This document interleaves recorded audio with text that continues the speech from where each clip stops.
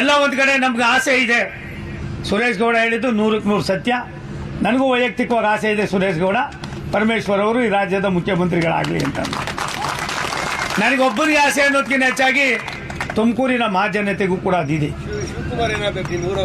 ಅದು ಇರಲಿ ಬಿಡಪ್ಪ, ಸೆಕೆಂಡ್ರಿ. ಅದು ಶಿವಕುಮಾರ್ ಏನಾಗಬೇಕು, ಇನ್ನೊಂದು ಏನಾಗಬೇಕು ಅನ್ನೋದು, ಹಣೆ ಬರ ಏನಾಗ್ತದೆ ಅನ್ನೋದು ದೊಡ್ಡದು, ನಡವಳಿಕೆ ಇನ್ನೂ ದೊಡ್ಡದು. ಹಾಗಾಗಿ ಒಂದು ಸತ್ಯ,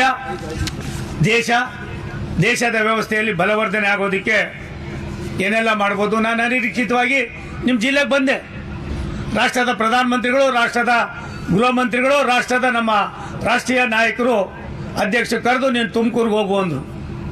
ಇಲ್ಲಿ ಬಂದ ಮೇಲೆ ನನಗೆ ಕಾಯ ವಾಚ ಮಾನಸ BJPಯವ್ರು ಯಾವ ರೀತಿ ಸಹಾಯ ಮಾಡಿದ್ರು, ಜನತಾದಳದವ್ರು ಯಾವ ರೀತಿ ಸಹಾಯ ಮಾಡಿದ್ರು, ಬಹುತೇಕ ಕಾಂಗ್ರೆಸ್ಸಿನ ಒಂದು ಭಾಗವೂ ಕೂಡ ನನಗೆ ಸಹಾಯ ಮಾಡಿದ್ದೀರಾ.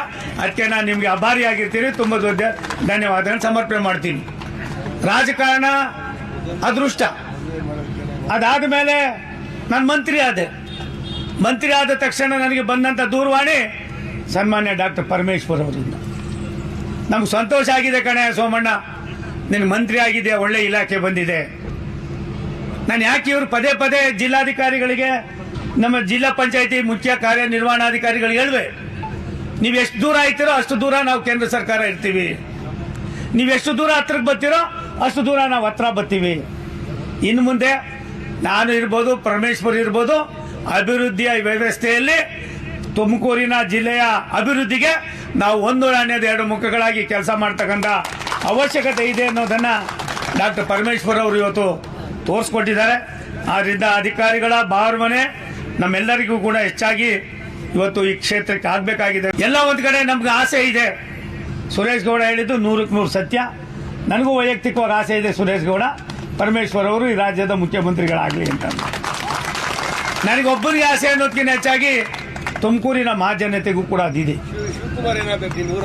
ಅದು ಇರಲಿ ಬಿಡಪ್ಪ, ಸೆಕೆಂಡ್ರಿ. ಅದು ಶಿವಕುಮಾರ್ ಏನಾಗಬೇಕು, ಇನ್ನೊಂದು ಏನಾಗಬೇಕು ಅನ್ನೋದು, ಹಣೆ ಬರ ಏನಾಗ್ತದೆ ಅನ್ನೋದು ದೊಡ್ಡದು, ನಡವಳಿಕೆ ಇನ್ನೂ ದೊಡ್ಡದು. ಹಾಗಾಗಿ ಒಂದು ಸತ್ಯ, ದೇಶದ ವ್ಯವಸ್ಥೆಯಲ್ಲಿ ಬಲವರ್ಧನೆ ಆಗೋದಕ್ಕೆ ಏನೆಲ್ಲ ಮಾಡ್ಬೋದು. ನಾನು ಅನಿರೀಕ್ಷಿತವಾಗಿ ನಿಮ್ಮ ಜಿಲ್ಲೆಗೆ ಬಂದೆ. ರಾಷ್ಟ್ರದ ಪ್ರಧಾನಮಂತ್ರಿಗಳು, ರಾಷ್ಟ್ರದ ಗೃಹ ಮಂತ್ರಿಗಳು, ರಾಷ್ಟ್ರದ ನಮ್ಮ ರಾಷ್ಟ್ರೀಯ ನಾಯಕರು ಅಧ್ಯಕ್ಷರು ಕರೆದು ನೀನು ತುಮಕೂರಿಗೆ ಹೋಗು ಅಂದರು. ಇಲ್ಲಿ ಬಂದ ಮೇಲೆ ನನಗೆ ಕಾಯ ವಾಚ ಮಾನಸ BJPಯವ್ರು ಯಾವ ರೀತಿ ಸಹಾಯ ಮಾಡಿದ್ರು, ಜನತಾದಳದವ್ರು ಯಾವ ರೀತಿ ಸಹಾಯ ಮಾಡಿದ್ರು, ಬಹುತೇಕ ಕಾಂಗ್ರೆಸ್ಸಿನ ಒಂದು ಭಾಗವೂ ಕೂಡ ನನಗೆ ಸಹಾಯ ಮಾಡಿದ್ದೀರಾ. ಅದಕ್ಕೆ ನಾನು ನಿಮಗೆ ಆಭಾರಿಯಾಗಿರ್ತೀನಿ. ತುಂಬ ದೊಡ್ಡ ಧನ್ಯವಾದಗಳನ್ನು ಸಮರ್ಪಣೆ ಮಾಡ್ತೀನಿ. ರಾಜಕಾರಣ ಅದೃಷ್ಟ.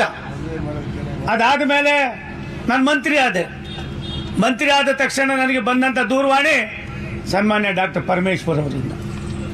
ನಮ್ಗೆ ಸಂತೋಷ ಆಗಿದೆ ಕಣೆ ಸೋಮಣ್ಣ, ನಿನಗೆ ಮಂತ್ರಿ ಆಗಿದೆ, ಒಳ್ಳೆ ಇಲಾಖೆ ಬಂದಿದೆ. ನಾನು ಯಾಕೆ ಇವರು ಪದೇ ಜಿಲ್ಲಾಧಿಕಾರಿಗಳಿಗೆ, ನಮ್ಮ ಜಿಲ್ಲಾ ಪಂಚಾಯತಿ ಮುಖ್ಯ ಕಾರ್ಯನಿರ್ವಹಣಾಧಿಕಾರಿಗಳಿಗೆ ಹೇಳುವೆ, ನೀವು ಎಷ್ಟು ದೂರ ಆಯ್ತಿರೋ ಅಷ್ಟು ದೂರ ನಾವು ಕೇಂದ್ರ ಸರ್ಕಾರ ಇರ್ತೀವಿ, ನೀವು ಎಷ್ಟು ದೂರ ಹತ್ರಕ್ಕೆ ಬರ್ತೀರೋ ಅಷ್ಟು ದೂರ ನಾವು ಹತ್ರ ಬರ್ತೀವಿ. ಇನ್ನು ಮುಂದೆ ನಾನು ಇರ್ಬೋದು, ಪರಮೇಶ್ವರ್ ಇರ್ಬೋದು, ಅಭಿವೃದ್ಧಿಯ ವ್ಯವಸ್ಥೆಯಲ್ಲಿ ತುಮಕೂರಿನ ಜಿಲ್ಲೆಯ ಅಭಿವೃದ್ಧಿಗೆ ನಾವು ಒಂದು ನಾಣ್ಯದ ಎರಡು ಮುಖಗಳಾಗಿ ಕೆಲಸ ಮಾಡ್ತಕ್ಕಂಥ ಅವಶ್ಯಕತೆ ಇದೆ ಅನ್ನೋದನ್ನು ಡಾಕ್ಟರ್ ಪರಮೇಶ್ವರ್ ಅವರು ಇವತ್ತು ತೋರಿಸ್ಕೊಟ್ಟಿದ್ದಾರೆ. ಆದ್ದರಿಂದ ಅಧಿಕಾರಿಗಳ ಭಾವನೆ ನಮ್ಮೆಲ್ಲರಿಗೂ ಕೂಡ ಹೆಚ್ಚಾಗಿ ಇವತ್ತು ಈ ಕ್ಷೇತ್ರಕ್ಕೆ ಆಗಬೇಕಾಗಿದೆ.